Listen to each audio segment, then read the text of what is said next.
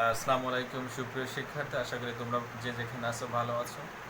আমি ধারাবাহিকভাবে তোমাদেরকে বিভিন্ন ভিডিও দিয়ে যাচ্ছি বিভিন্ন বেসিক গ্রামার উপরে। তো আজকে আমি তোমাদের সামনে একটা গ্রামার আর একটা টপিক নিয়ে উপস্থিত হয়েছি। এটা তোমাদের ক্লাস 6 থেকে শুরু করে এটা ক্লাস 10 পর্যন্ত যে কোনো ক্লাসের জন্য অতি প্রয়োজনীয়। আমি আগে একটা ভিডিওতে তোমাদেরকে অ্যাফার্মেটিভ টু নেগেটিভ বুঝিয়েছিলাম। আজকে আমি তোমাদেরকে বোঝাবো অ্যাসার্টিভ থেকে ইন্ট্রোগেটিভ। আশা করি আমার আজকের লেসনটা তোমরা বুঝতে পেরেছো, অ্যাসার্টিভ থেকে ইন্ট্রোগেটিভ। আমি তোমাদেরকে কথা না বাড়িয়ে চলে যাচ্ছি অ্যাসার্টিভ থেকে ইন্ট্রোগেটিভ করার জন্য। তো অ্যাসার্টিভ তোমরা জানো যে বাক্যটা সাধারণত স্টেটমেন্ট, যে বাক্যটা সাধারণত সাবজেক্ট দ্বারা শুরু হবে সেটা হচ্ছে অ্যাসার্টিভ সেন্টেন্স। আর ইন্ট্রোগেটিভ কোনটা, যে বাক্যটা কী হবে, কোনো কিছু প্রশ্ন করার জন্য, কোনো কিছু জানার জন্য ব্যবহৃত হবে, সেই বাক্যটা হচ্ছে ইন্ট্রোগেটিভ।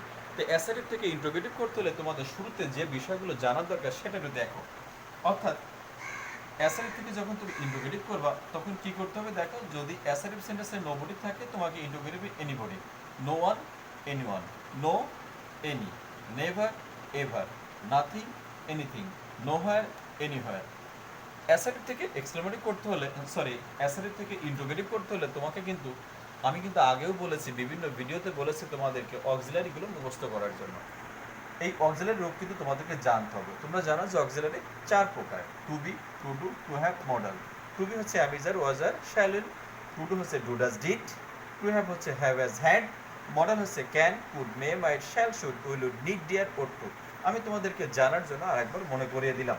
অর্থাৎ তোমাকে কিন্তু এটা জানতে হচ্ছে। দেখো, যদি তুমি অ্যাসার্টিভ থেকে ইন্ট্রোগেটিভ করো তাহলে কিন্তু এই বিষয়ে তোমাকে এই 4টা আগে মেমোরাইজ করতে হবে: nobody, anybody, no one, anyone, no, any, never, ever, nothing, anything, nowhere, anywhere. এই 4টা কিন্তু তোমাদের মুখস্থ করতে হবে।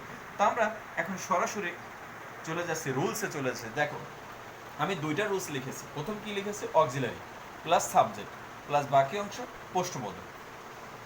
একটা স্ট্রাকচার দেখো, আমি একটা এক্সাম্পল দিলাম। যেমন লিখলাম আই ক্যান ডু ইট। সেন্টেন্সটি অ্যাসার্টিভ সেন্টেন্স। আমি কি করি? সেন্টেন্সে অক্সিলারি আছে, দেখ। তাহলে এই সেন্টেন্সটা অক্সিলারি রুলসে যাবে। তাহলে কি করতে হবে? অক্সিলারি থাকলে অক্সিলারিটা আগে নিয়ে আসতে হবে। এখন এই সেন্টেন্সটাকে হা বোধক না বোধক, এখানে কি অর্থাৎ তুমি যখন অ্যাসার্টিভ থেকে ইন্ট্রোগেটিভ করবা, তোমার একটা সবচেয়ে মজার বিষয় হচ্ছে তোমাকে মাথায় নিতে হবে যে অ্যাসার্টিভ সেন্টেন্সটা যদি হা বোধক থাকে, ইন্ট্রোগেটিভ সেন্টেন্সটা হয়ে যাবে না বোধক। আবার অ্যাসার্টিভ সেন্টেন্সটা যদি না বোধক থাকে, ইন্ট্রোগেটিভ সেন্টেন্সটা হবে হা বোধক।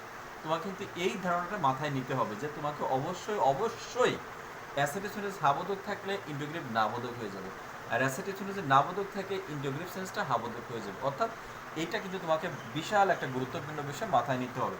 তো এখানে কি নট নাই, তাহলে একটা নট নিলাম। কারণ দেখো অক্সিলারি নিয়ে আসছি।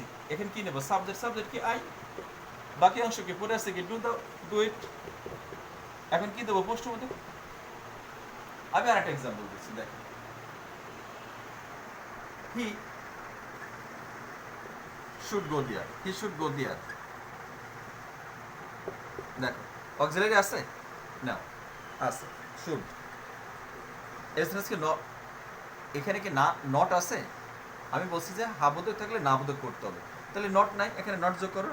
স্টুডেন্ট, এখানে কি দেবে? সাবজেক্ট কি? হি। পরে আছে কি? গো দেয়ার। কত ইজি! অর্থাৎ এই 2টা রুলসে তোমাকে 50% অ্যাসার্টিভ থেকে ইন্ট্রোগেটিভ হয়ে যাবে, তোমরা নিশ্চিত থাকো। অর্থাৎ প্রথম এই রুলস এবং এই রুলস, অক্সিলারি রুলস এবং অক্সিলারি বিহীন রুলস। অক্সিলারি রুলস এটা, অক্সিলারি বিহীন রুলস এটা। অক্সিলারি না থাকলে কি করবে? একটা অক্সিলারি আমদানি করবে। কি? Do does did, subject V1 বাকি অংশ। অর্থাৎ do does did subject plus V1 plus বাকি অংশ। আমি একটা এক্সাম্পল দিচ্ছি তোমাদের।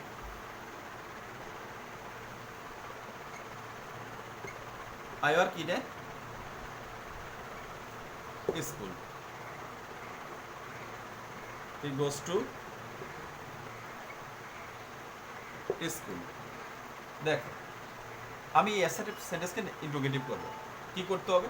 আমাকে অ্যাসার্টিভ থেকে ইন্ট্রোগেটিভ করতে হলে প্রথম অক্সিলারি খুঁজতে হয়। তাহলে দেখলাম এখানে কোনো অক্সিলারি নাই।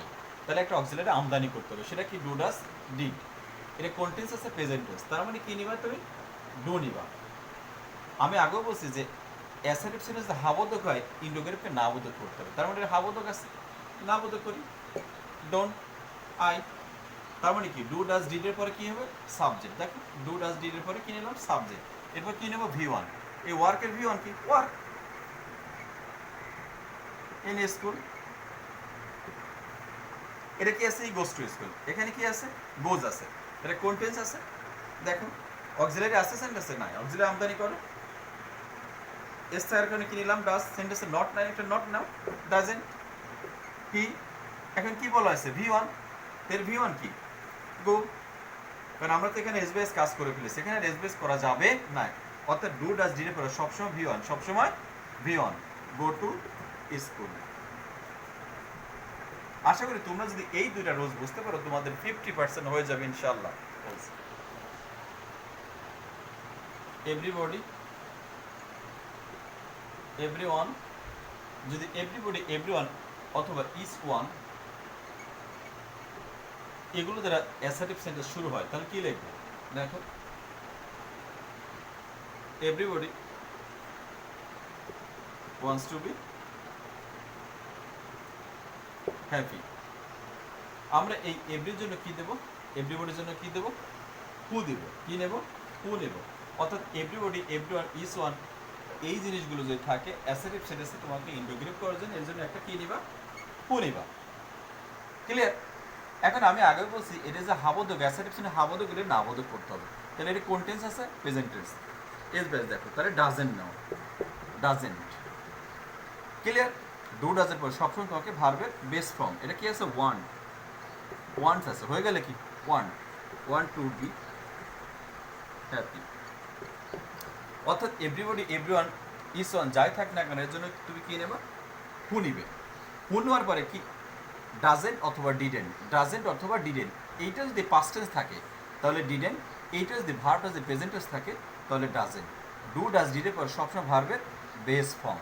আমরা নেক্সট রুলে চলে যাচ্ছি, আমরা এখানে আরেকটা রুলস দেখো এভরি বা অল প্লাস নাউন, অর্থাৎ আগে ছিল এভরি কিন্তু এরপরে আমরা কি নিয়ে আসছি, আগে ছিল everyone no one sorry everyone অথবা এভরিবডি ইজ ওয়ান অথবা অল, এখন কি আছে এভরি বা অলের পরে যদি নাউন থাকে দেখো এভরি মাদার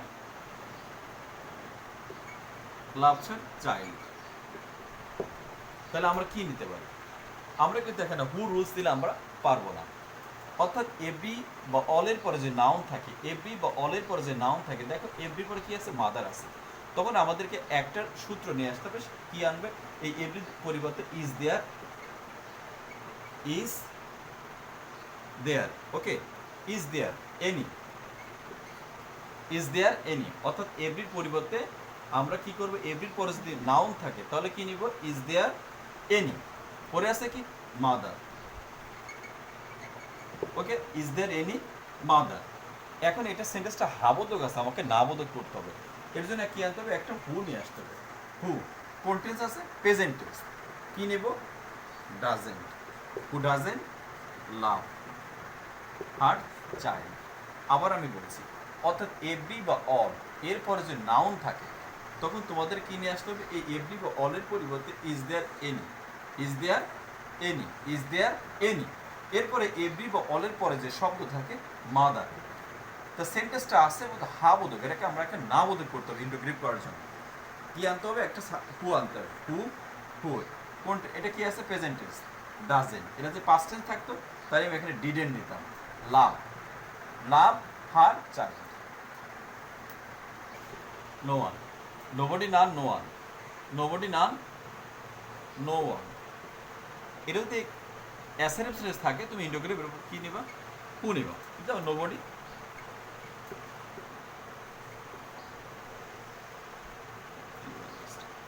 ট্রাস্টে লায়ার, ওকে দেখ তাহলে নোবডি বলতে কি নেব হু নেব, আর কোনো কিছু পরিবর্তন করা লাগবে না,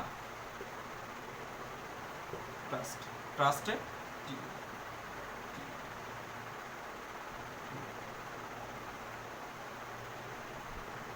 লায়ার, ওকে, অর্থাৎ নোবডি নাম যদি নেগেটিভ থাকে, এই নেগেটিভ ওয়ার্ডগুলো নোবডি, না, নো ওয়ান, এদের পরিবর্তে কী নেব? ইন্ডিকেট করার জন্য শুধু হু নেব, আর কোনো পরিবর্তন করা লাগবে না। শিক্ষার্থী আমি তোমাদেরকে নেক্সট রুলে নিয়ে আসছি, দেখো।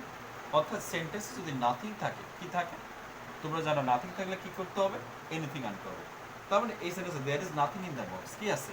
নাথিং থাকলে কি নিতে হবে? তোমরা দেখো এনিথিং, তারপর আমরা ইন্টিগ্রেট করব কি? ইজ অফ সাবজেক্ট কি? দেয়ার, ইজ দেয়ার, নাথিং হয়ে গেল কি? Anything, anything in the box, এই তো। কিন্তু সেন্টেন্সটা যদি নাথিং দ্বারা শুরু থাকে, nothing can stop me, nothing could prevent us, যদি সেন্টেন্সটা নাথিং দ্বারাই শুরু থাকে, তাহলে তোমরা নাথিং এর পরিবর্তে কি নেবে? হট নেবে, আর কোনো পরিবর্তন নেই। দেখো hot, hot can stop us, nothing এর পরিবর্তে কি নেব? হট, হট কুড প্রিভেন্ট আস। অর্থাৎ সেন্টেন্সের নাথিং দ্বারা শুরু থাকে, তাহলে নাথিং এর পরিবর্তে তোমরা হট নেবে। কিন্তু সেন্টেন্সের মাঝখানে যে নাথিং থাকে, এর জন্য তোমাদের কি নিতে হচ্ছে? এনিথিং নিতে হচ্ছে। তোমরা এই রুলসটা বুঝতে পেরেছো। আমরা নেক্সট এখানে দেখো আরেকটা এক্সাম্পল, আরেকটা রুলস নিয়ে আসছে। দেখো, there is no use of it, there is no hope for me, there is nobody happier than Kamal. আমরা কি লক্ষ্য করলাম? দেখলাম যে তিনটা সেন্টেন্সে আমাদের ইন্ট্রোডাক্টরি দেয়ার দ্বারা শুরু হয়েছে, অর্থাৎ ইন্ট্রোডাক্টরি দেয়ার। তো ইন্ট্রোডাক্টরি দেয়ার দ্বারা যে সেন্টেন্সটা শুরু হয়, তোমাদের কি নিতে হবে? ইন্ট্রোডাক্ট দেয়ারের পরিবর্তে তোমরা একটা জিনিস নিতে পারো, একটা হলো হোয়াট অথবা একটা হু। যদি সেন্টেন্সের কি হবে, দেখো এটা কি আছে, এটা কি ব্যক্তি না বস্তু? এটাকে বস্তু ইন্ডিকেট করবে, অর্থাৎ সেন্টেন্সে বস্তু ইন্ডিকেট করে, অর্থাৎ নির্দেশ করে। তাহলে তোমাদের কি করবে? তোমরা হোয়াট নেবে, হোয়াট। দেয়ার কেন থাকবে না, দেয়ারের প্রতি কি নিলাম? হোয়াট। কি আছে? ইজ। এখন একটা দান্ত, এই নোটা থাকবে না, what is the, what is, নোটা থাকবে না, উঠে যাবে। What is the use of it, এটা কি আছে? দেয়ার, কি নেব? হোয়াট, হোয়াট ইজ, এই নোটবুক কি নেব? The, what is the. দেখো পরে আছে কি? হোপ ফর মি, কিন্তু এটাও কিন্তু দেয়ার আছে। দেখো আমি বলছি হোয়াট বা হু নিতে হবে, কিন্তু এই সেন্টেন্সে কি আছে? নোবডি আছে, এটা কিন্তু ব্যক্তি। ব্যক্তির কারণে আমরা কি নেব? হু নেব। এই দেয়ার ডাকবে না। Who is happier, who is happier, আমরা কি নোবডি লাগবো না, হ্যাপিয়ার দেন কামাল। অর্থাৎ তোমাদের কি থাকতে হবে? ইন্ট্রোডাক্টরি দেয়ার থাকলে তোমরা হোয়াট বা হু নেবে, হোয়াট বা হু নেবে। তোমরা এই রুলসটা বুঝতে পেরেছো। নেক্সট, কোনো সেন্টেন্সটা যদি অ্যাসার্টিভ সেন্টেন্সে নাথিং বাট থাকে, তাহলে কি হবে? যা লিখলাম, our life is nothing but A shadow. দেখ কি আছে? Nothing but. কোনো সেন্টেন্সে নাথিং বাট থাকে, তাহলে আমরা কি দেবো? এই নাথিং এর পরিবর্তে হোয়াট দেব। ওকে, সাবভার্ব কি? Is. What is, what is our life, পড়েছে কি? But A shadow. অর্থাৎ নাথিং বাট থাকলে নাথিং এর পরিবর্তে তোমরা কি নেবে? হোয়াট। এরপরে কি নিলাম? ভার্ব নিলাম। এরপরে কি হলো? সাবজেক্টটা গেল। পরে আছে কি? আমরা নাথিং এর পরিবর্তে হোয়াট নিলাম। পরে আছে কি? বাট এ শ্যাডো, লাস্টে প্রশ্ন বদল। আমি শিক্ষার্থী, আমি তোমাদের জন্য কয়েকটা এক্সারসাইজ দিয়েছি, তোমরা বাসায় প্র্যাকটিস করবে। দেখো, our life is nothing but a walking shadow. She lives in a shabby house. I shall never go there. I have nothing to say. There is no way of earning money. Everybody hates her, and everybody loves her child. অর্থাৎ everybody, তোমরা এখানে every motherটা লিখে নাও। every mother loves her child। অর্থাৎ যদি তোমরা এই রুলসগুলা সুন্দর করে একাধিকভাবে তোমরা যদি দেখো এবং পড়ো, ভালো করে দেখো, তো ভিডিওটা তোমরা প্রথম থেকে শেষ পর্যন্ত টেনে দেখবা না, আমি তোমাদের রিকোয়েস্ট করি তোমরা টেনে দেখবা না, তোমরা সুন্দর করে দেখো। আশা করি তোমরা তোমাদের অ্যাসাইটিভ থেকে ইন্ট্রোগেটিভে তোমাদের ক্লাস 6 থেকে 10 পর্যন্ত আমি দৃঢ়ভাবে বিশ্বাস করতে পারি এর বাইরে তোমাদের কোশ্চেন ইনশাল্লাহ হবে না। তোমরা বিশ্বাস রাখতে পারো আমার উপরে। তো প্র্যাকটিস করো। আর আমার এই ভিডিওটা তোমার যদি ভালো লেগে থাকে তাহলে তোমরা অবশ্যই লাইক কমেন্ট শেয়ার করবে এবং সাবস্ক্রাইব করবে। তো সেই প্রত্যাশায় ভালো থাকো।